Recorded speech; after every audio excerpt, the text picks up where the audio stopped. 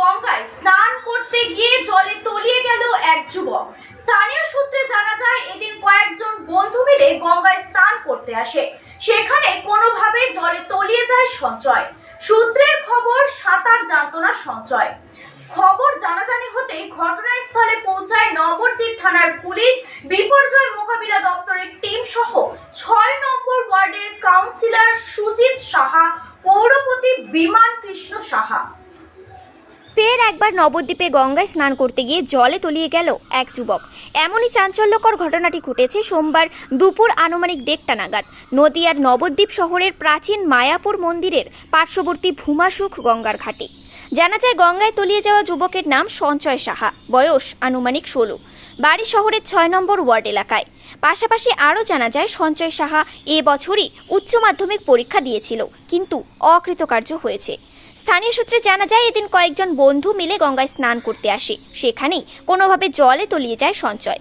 সূত্রের খবর সাঁতার জানত না সঞ্জয়। খবর জানাজানি হতেই ঘটনাস্থলে এসে পৌঁছায় নবদ্বীপ থানার পুলিশ সহ বিপর্যয় মোকাবিলা দপ্তরের টিম, ৬ নম্বর ওয়ার্ডের কাউন্সিলর সুজিত সাহা, পৌরপতি বিমান কৃষ্ণ সাহা। সুজিত সাহা জানান, এটা সত্যি খুব দুঃখজনক ঘটনা। আমার ওয়ার্ডেই বাড়ি সঞ্জয় সাহার, পরিবারের পাশে আমরা আছি। পাশাপাশি তিনি আরও জানান, নবদ্বীপে প্রচুর গঙ্গার ঘাট, পৌরসভার তরফেও সচেতনতামূলক পোস্টার সহ প্রচারও করা হয়েছে।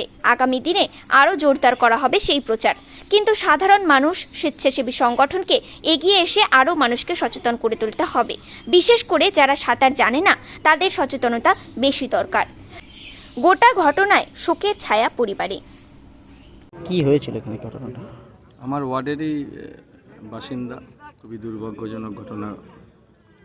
সেখানে স্নান করতে এসেছিল বন্ধুদের সাথে, যতটুকু জানা যাচ্ছে আকস্মিকভাবে বিপদ ঘনিয়ে আসে।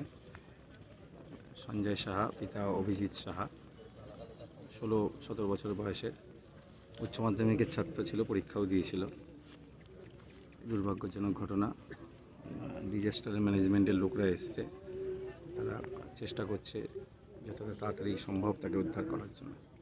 বিভিন্ন গঙ্গার ঘাটে তো পৌরসভার তরফ থেকে তো বা প্রশাসনের তরফ থেকে তো স্নানের নিষেধ এটা করা হয়েছে।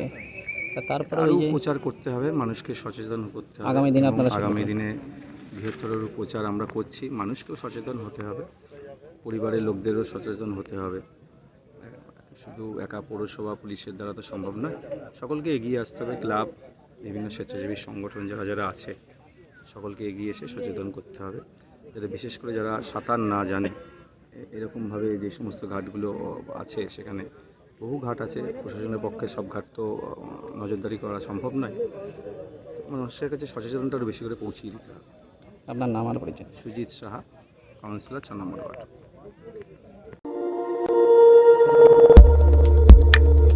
দেখতে থাকুন নিউজ প্রাইম টাইমস, আপনাদের সাথে, আপনাদের পাশে।